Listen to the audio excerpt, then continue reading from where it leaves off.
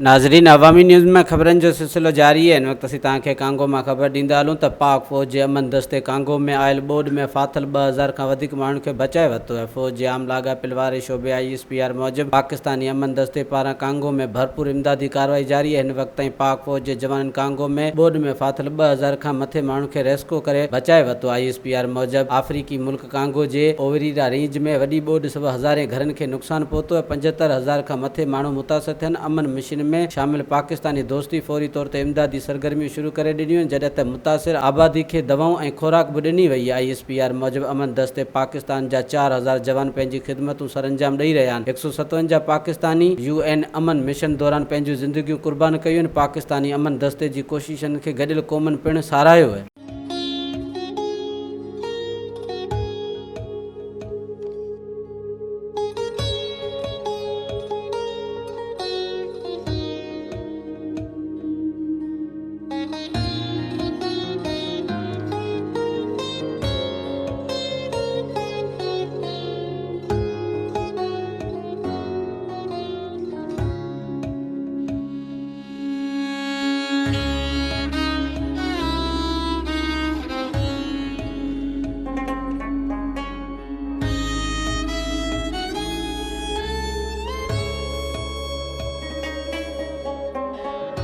Pakistan continues to play a crucial role in realizing this potentially historic opportunity for peace.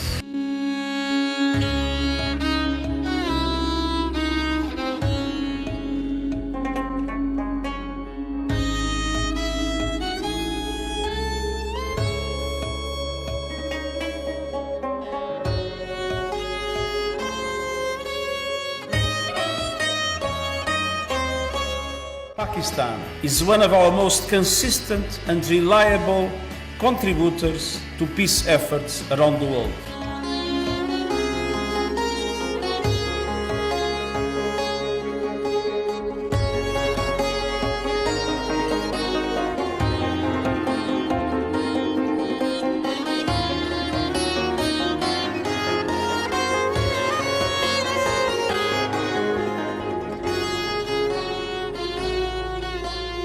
I developed a love affair with the Pakistani people. वधीक ख़बरनि ऐं तफ़सील जे लाइ visit कयो असांजी website awamiNewsHD.com ऐं ॾिसंदा रहो अवामी न्यूज़ HD।